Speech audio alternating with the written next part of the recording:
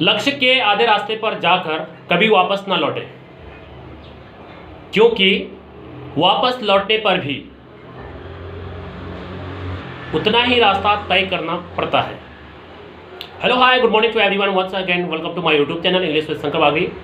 Today I want to tell you about the rule number 46 and 47 about the sentence. So without delay, let's begin.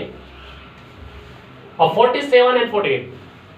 और if all, यदि हम all का प्रयोग everything के sense में करते हैं in the sentence as a subject, subject के रूप में यदि हम all का प्रयोग कर रहे हैं और उसका सेंस एवरीथिंग के रूप में आ रहा है, तो इस सिचुएशन में all को सिंगुलर सब्जेक्ट के रूप में माना जाता है। तो all इस सिचुएशन में सब्जेक्ट के रूप में माना जाएगा, तो इसके साथ सिंगुलर वर्ब ही इस्तेमाल किया जाता है।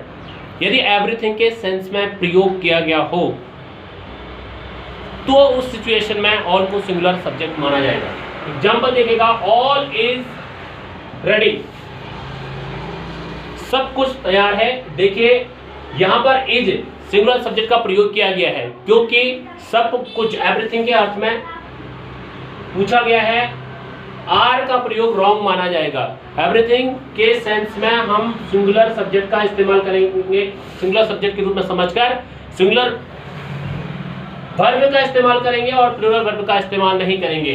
दूसरा देखिए, यदि हमारे पास ऑल का प्रयोग सब्जेक्ट के रूप में आता है तो उस सिचुएशन में सेंटेंस में ऑल को प्लूरल सब्जेक्ट माना जाएगा in the sense of persons, बहुत सारे पर्सन व्यक्तियों के रूप में, और इसके साथ साथ नंबर ऑफ थिंग्स, बहुत सारे चीज़ों के संख्या के सेंस के आधार पर इसको प्लूरल सब्जेक्ट माना जाएगा और प्लूरल सब्जेक्ट के साथ प्लूरल वर्ब का ही इस्तेमाल किया जाता है।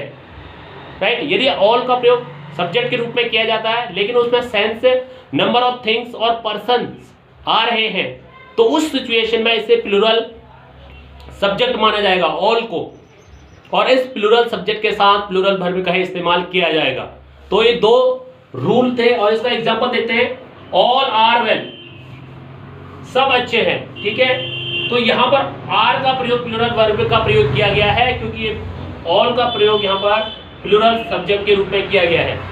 और यहाँ पर ऊपर देखेंगे तो यहाँ पर ऑल क्या हो गया, सिंगुलर सब्जेक्ट हो गया, क्योंकि यह क्या सेंस दे रहा है, एवरीथिंग का सेंस दे रहा है। और यहाँ पर क्या सेंस दे रहा है, इनके नंबर ऑफ थिंग्स और पर्सन्स, बहुत सारे व्यक्तियों, और नंबर ऑफ थिंग्स, बहुत सारी वस्तुओं के बारे में यदि अगर बात की जाती है तो ऑब्वियसली हम इसको क्या समझेंगे, ऑब्वियसली हम इसको प्लूरल सब्जेक्ट समझेंगे, और इस सिचुएशन में हम प्लूरल वर्ब का इस्तेमाल करेंगे, न कि सिंगुलर वर्ब का। तो आपको समझ आ गए होंगे दो रूल 47 एंड 48। ऑल का प्रयोग आज हमने बताया। ऑल का प्रयोग हमने, यदि एवरीथिंग के रूप में प्रयोग हो रहा है तो सिंगुलर सब्जेक्ट माना जाएगा, तो सिंगुलर सब्जेक्ट के साथ सिंगुलर वर्ब का प्रयोग किया जाएगा।